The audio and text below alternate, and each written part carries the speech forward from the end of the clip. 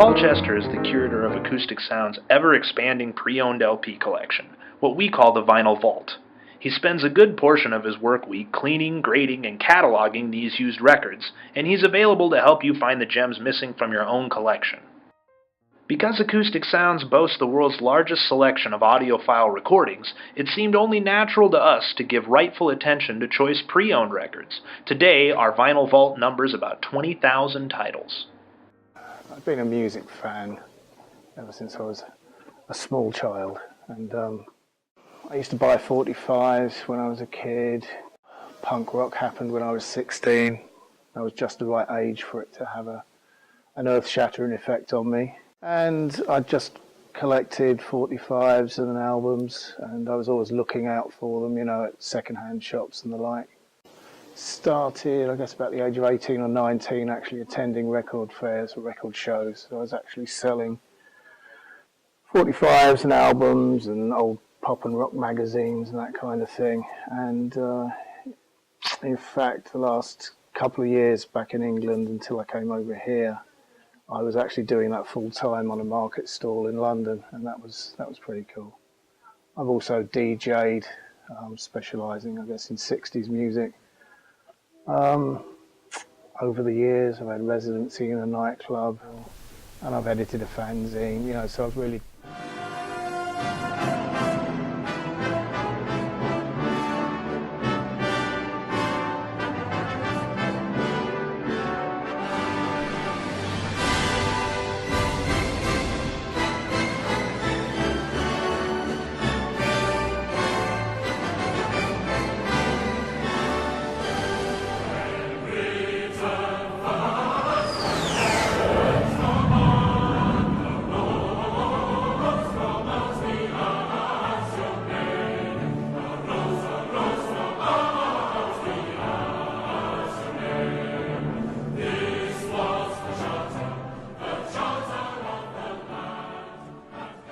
But it wasn't until I discovered a discarded old Acoustic Sounds catalogue at the recycling centre that I had an address to go to, a phone number to call, and that's where I first met Chad in, I think it was late September 2003. Told him, you know, basically gave him a quick rundown on what I could do, what I knew, what I was interested in doing. And he said, well, got nothing at the moment, I'll bear you in mind. So. Less than 2 weeks later, Paul received the call from Chad. Soon, Paul found himself working in the Acoustic Sound shipping department. When the company made the leap to an 18,000 square foot office/warehouse, the size of the pre-owned record collection and the need for a full-time caretaker grew, and Paul's background collecting, buying, and selling records fit the job perfectly. He's continuously added to the pre-owned collection through the years. Today, the bulk of the Vinyl Vault is stored in a section of our office headquarters, part of our campus in northwest Salina, Kansas, covering 3 buildings totaling 70,000 square feet.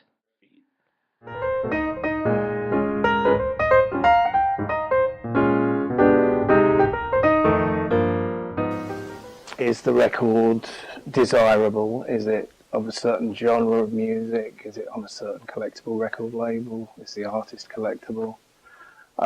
You know, if the record's in great shape, there isn't really a lot that we don't take on board and try to resell.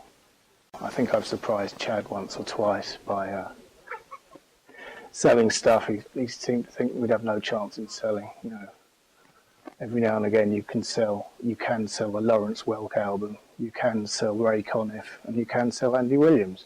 Of course, that doesn't happen every day. But, you know, it's quite nice to be able to offer a wide range of music to the customers.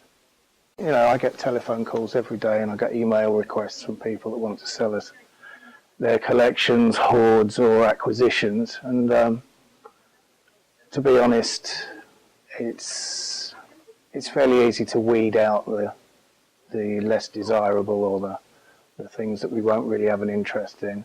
Well, ideally, you want everyone to have a sleeve or a jacket on it, because we've all seen the type of unsleeved items that you can find at any yard sale or in a thrift store. You know, they're obviously, you know, no good for anybody.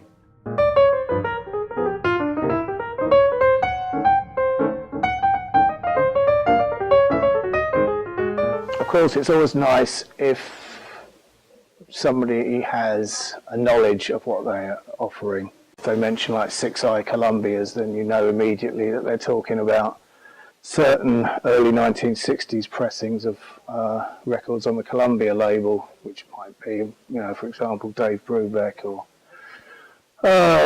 who else? Gosh, Duke Ellington, Miles Davis.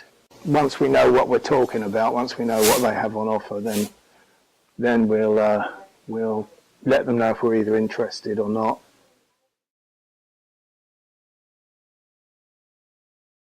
And you know that before the end of the day, somebody's going to order them.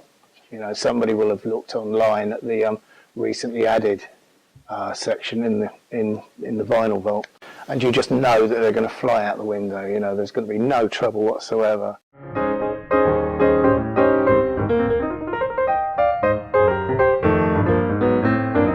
The RCA Living Stereo, the Shaded Dogs, and the Mercury Living Presence have been extensively reissued, and it's going to sound as good, if not better, than the original pressing, if you could find one in good shape.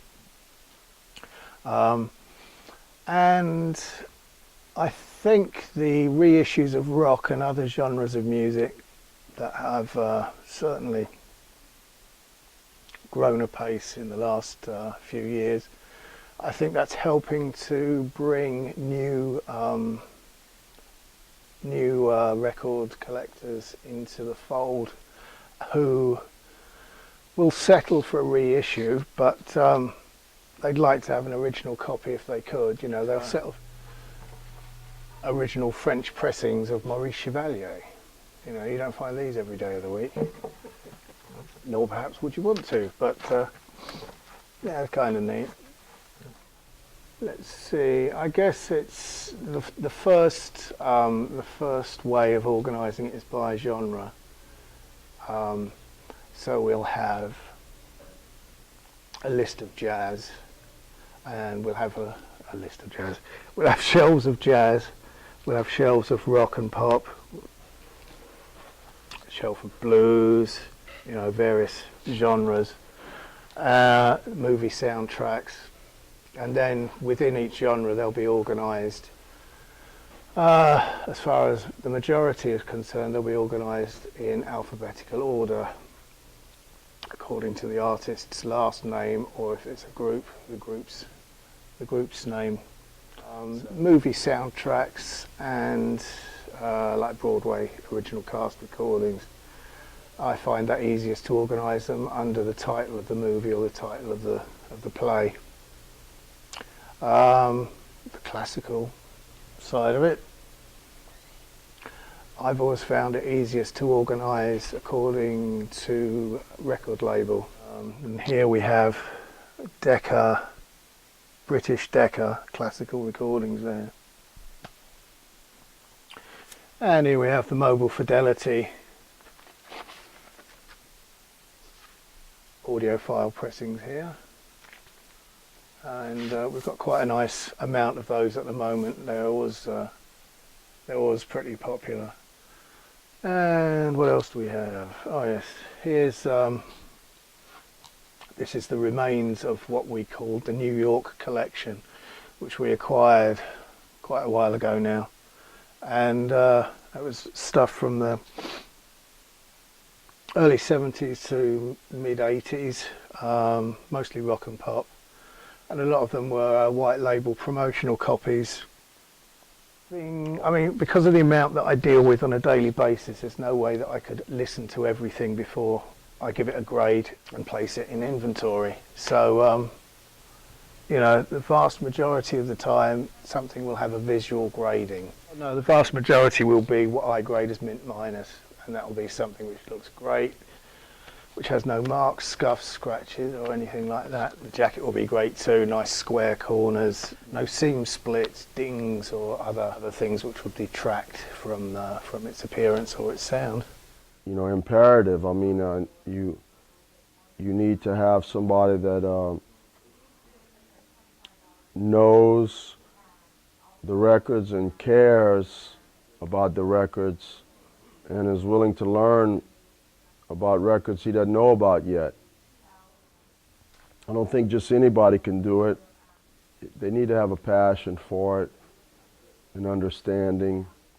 Another thing Paul brings is his organizational skills. I mean, to separate things by labels and by, you know, artist and by genre, and go through 46,000 records. I mean, you gotta be pretty organized, and you gotta, it's like a library.